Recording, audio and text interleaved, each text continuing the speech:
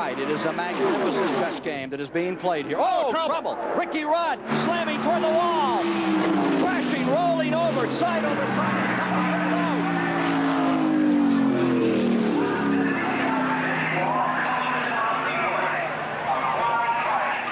Ricky Rudd, Ford automobile, out of control, side over side several times, lands in the grass just to the top of pit road. The Budmore car destroyed. You're watching live from the Daytona International Speedway, the Busch Clash of '84. The most serious crash in the 6-year history of this event has just taken place.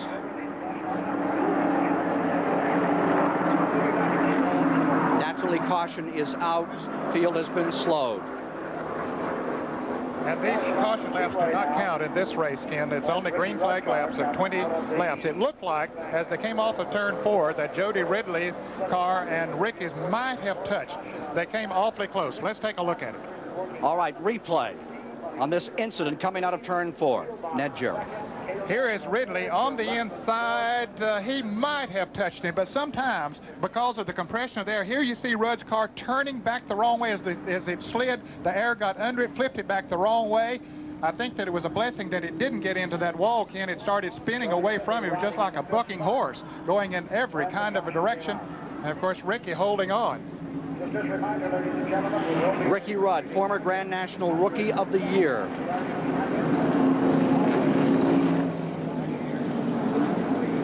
Last year, he won 3 straight pole positions. He was on the pole here at Daytona, then on to Richmond, Virginia, and Rockingham. Ricky Rudd's car has been destroyed in his first effort for the Budmore team. Very unfortunate situation. I was about to say, as the cars were coming off of there, it was hard to tell if they actually touched or not, but sometimes the compression of the air, they get within a foot of each other, that it has the same effect as the cars touching, and they're almost out of control as they come out of the turns anyway, and it doesn't take much to send it in a spin. Let's get the analysis of Richard Petty. Richard, you take a look at it and tell us what you see. Well, I tell you what I seen, it looked to me like that the car just got loose coming off the corner up there. There's a big bump, and if you don't land just exactly right, I think I made a comment before, Richie's car looked a little loose to me. And he's up a little bit higher. If you notice, he's up pretty high coming off that corner. Now, if Riddle hit him, I don't know. He could have touched him right there, because all he had to do was just get a little sideways. But it looks like the car just got a little sideways, and just the cars running that close together, even if you don't touch them, the wind acts like you hit each other. And all he had to do was break the car loose. And then when these cars get sideways, they're bad about doing just what you see here. It just looks like it's a lot more moving around. Ricky, I think, is real lucky because the car didn't hit anything solid. He was lucky that it went away from the wall there instead of hitting the wall, and looks like he's going to be okay on that deal. A 3,700-pound car, twisting and bucking like it was a child's plastic toy.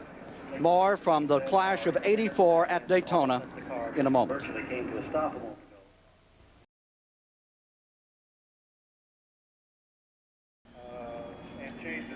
1977 Rookie of the Year, Ricky Rudd of Chesapeake, Virginia, still trapped in his crushed racer when on the 15th lap, the car went into a series of sidewinding, vicious rolls coming down out of the 4th turn. It rolled for approximately 1,200 feet.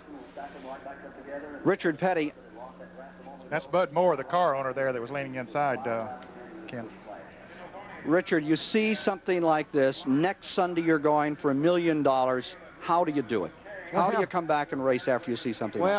Well, I tell you, I guess you just figure it's always going to happen to somebody else. But we've been in the same situation, you know, good things and bad things. But this is just part of racing, I guess, that, you know, everybody just sort of overlooks and says, you know, it's not going to happen again. It happened one time. It won't happen anymore. But these is kind of figure that these cars are, you know, running close to 200 mile an hour.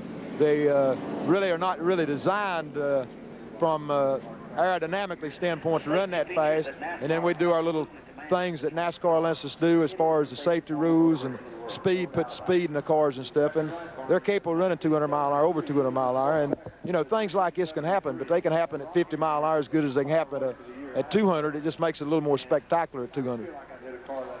Winner of Riverside, California and Martinsville, Virginia, Ricky Rudd has now been removed from his car and taken to the field hospital here in the infield at the Daytona International Speedway. And there you see the remains of what, a $65,000 car? 65 to 75,000 if you were to go out and buy that race car, and as you say, it's completely destroyed. Here's the immediate report on Ricky Rudd. The report is that after that horrific crash you have just seen, he is simply shaken up. Well, I'll tell you, that is fantastic news. A tribute to the way that these automobiles are built, Ken. Ricky Rudd, a go-kart and motocross champion before he went stock car racing in 1975, was running 5th as he came off turn number 4. Out of control, his 3,700-pound Ford Thunderbird lifts in the air, and then disaster. And it just goes into a cart roll completely. He, of course, has no control over the automobile at this time. Arm out the window as it came to a stop. 27 years old. Won over $1 million on the Winston Cup Grand National Tour.